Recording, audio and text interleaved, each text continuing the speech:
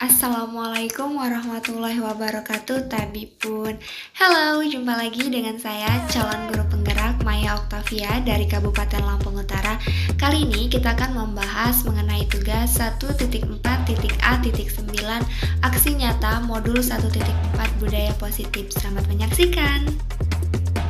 Welcome back to my channel. Jangan lupa subscribe, like, comment, and share ya teman-teman. Terima kasih.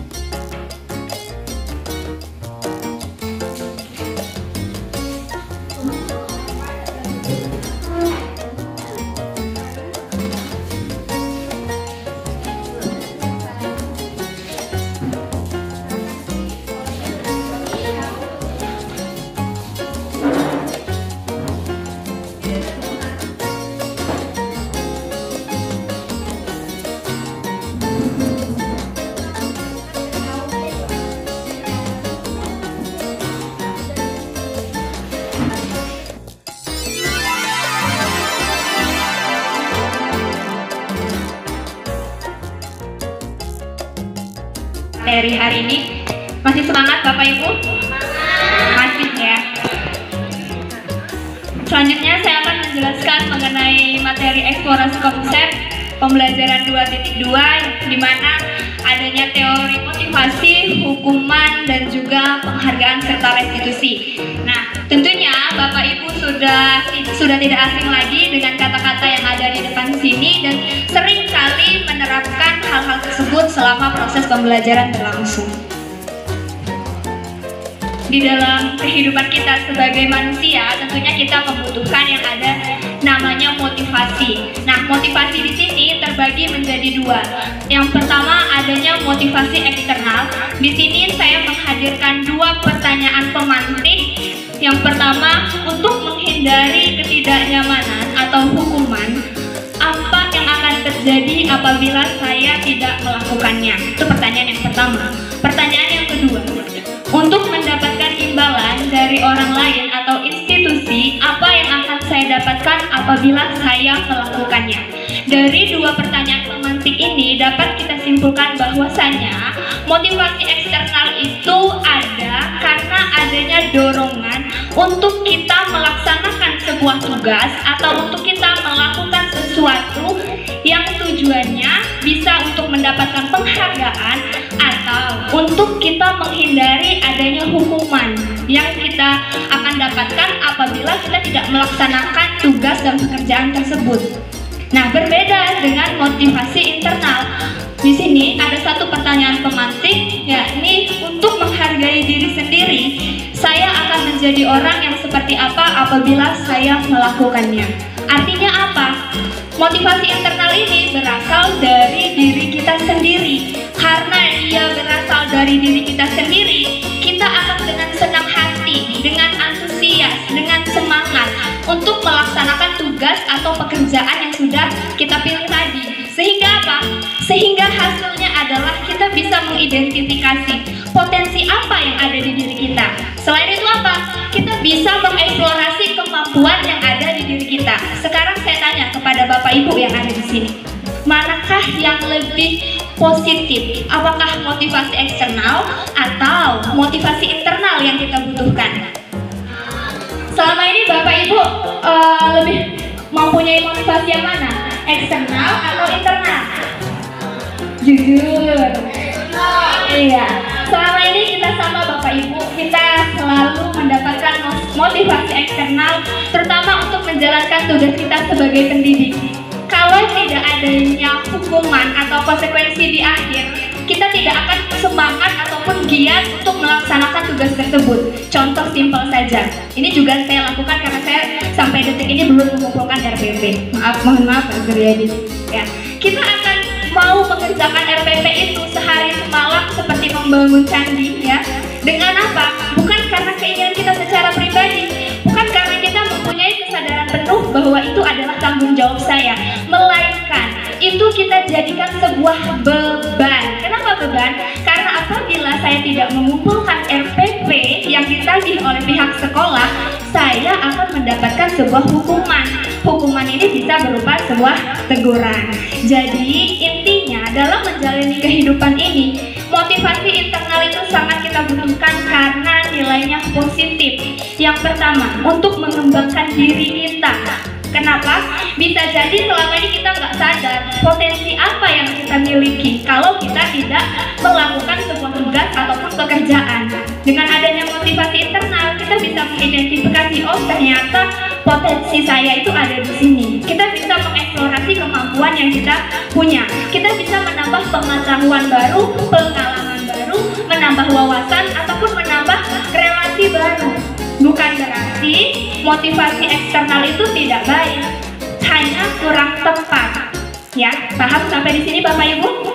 Jadi mulai sekarang yuk kita sama-sama membangun motivasi internal kita. Kita bakatnya di mana, punya potensi apa. Mulai sekarang mulailah kita bersosialisasi, berelasi dengan teman-teman yang ada di sini. Kita cari mana teman-teman yang kira sepemikiran, sevisi dan sevisi misi dengan kita, sehingga kita bisa menjalankan tugas kita dengan baik. Bukan berarti hanya saja ketika Bapak Ibu bersama atau disandingkan dengan orang-orang yang mempunyai visi misi yang sama, maka kalian akan menjadi sesuatu yang kuat, mempunyai power untuk membangun tujuan, harapan, cita-cita yang akan kalian wujudkan. Setelah itu, kalian bisa melakukan pengimbasan kepada teman-teman yang lain sehingga mereka mampu mempunyai semangat dan power yang sama seperti kita. Paham sampai di sini? Nah, bisa dipahami ya. Saya lanjutkan. Bapak Ibu kenal dengan wajah tampan yang ada di layar proyektor? Kenal? Pernah kenal di mana Bapak Ibu? Karena saya sendiri belum pernah bertemu sama beliau. Jadi kenal atau tidak?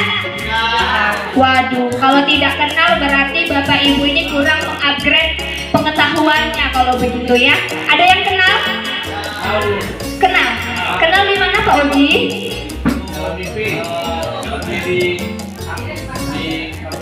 Iya, mungkin kita tidak mengenal beliau secara pribadi, tidak pernah bertatap muka ataupun berjabat tangan, namun kita mengenal beliau dari sejarahnya.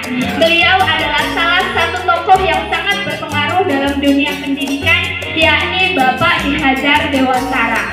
Beliau mempunyai satu kata mengenai pendidikan, yakni merdeka. Apa sih yang dimaksud dengan merdeka?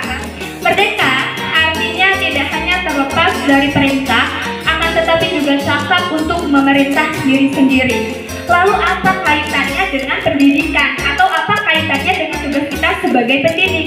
Nah, sebelum saya mempelajari atau mengikuti program guru penggerak, saya tidak paham bahwasanya semua siswa itu memiliki kebebasan untuk menentukan apa yang ia mau sesuai dengan bakatnya, sesuai dengan kemampuannya. Makanya di sini dikatakan tidak terlepas dari perintah. Artinya sebagai seorang guru kita tidak mempunyai hak untuk mengatur anak mengikuti peraturan yang kita buat. Kita tidak mempunyai hak untuk mengatur anak menyukai model pembelajaran yang kita pakai saat pembelajaran. Melainkan kita sebagai guru tugasnya adalah untuk tahu karakter anak, apa yang dibutuhkan anak, sehingga kita bisa menerapkan model media yang memang sesuai dengan kebutuhan mereka.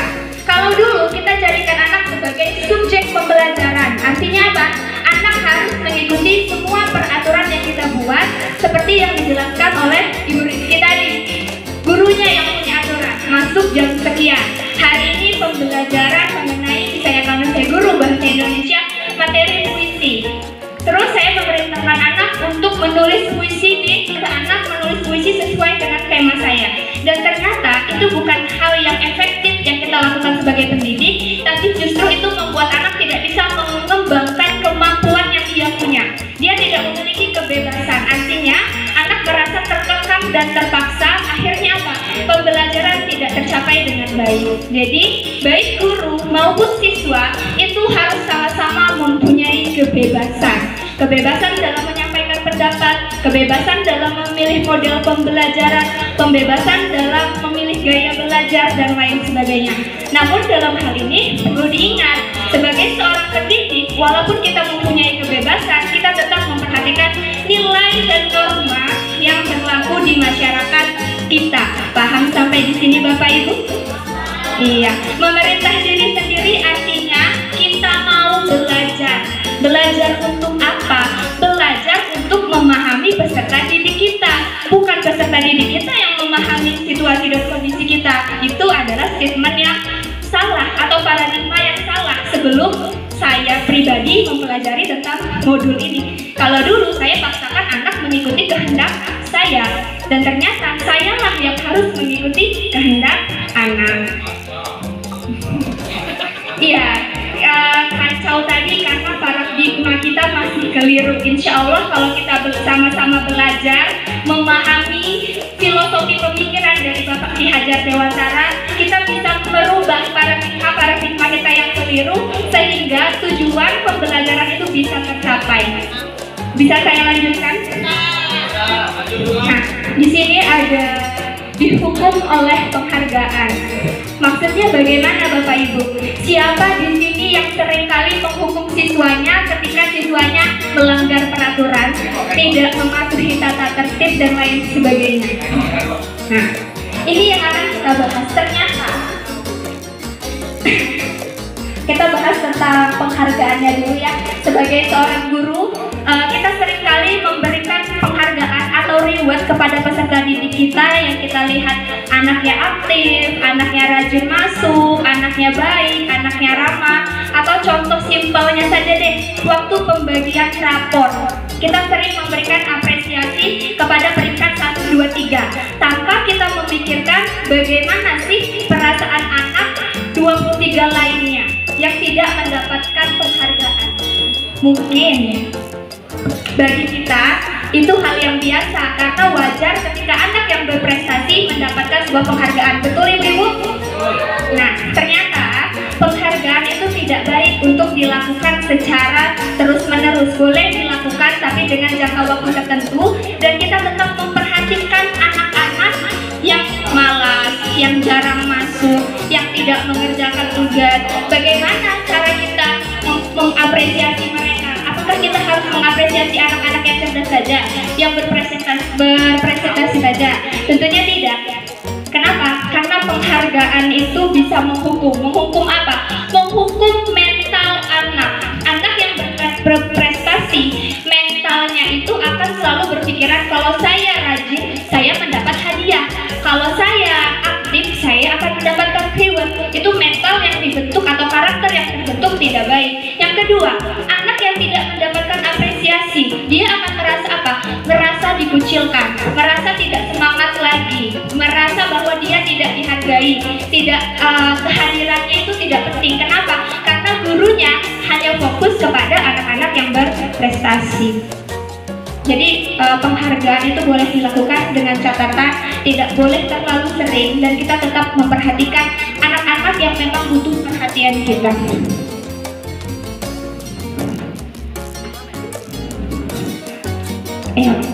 Selanjutnya, lalu Bu Maya, kalau kita tidak memberikan penghargaan, apa yang bisa kita lakukan? Kita memberinya apresiasi. Apresiasi itu dalam bentuk apa? Di sini kita bisa beri dukungan secara khusus. Yang kedua, beri pengakuan secara pribadi, dan beri pengakuan kepada semua murid. Artinya tidak khusus untuk murid-murid tertentu yang berprestasi, yang baik akhlaknya, namun juga kita berikan apresiasi kepada murid-murid yang memang membutuhkan perhatian kita.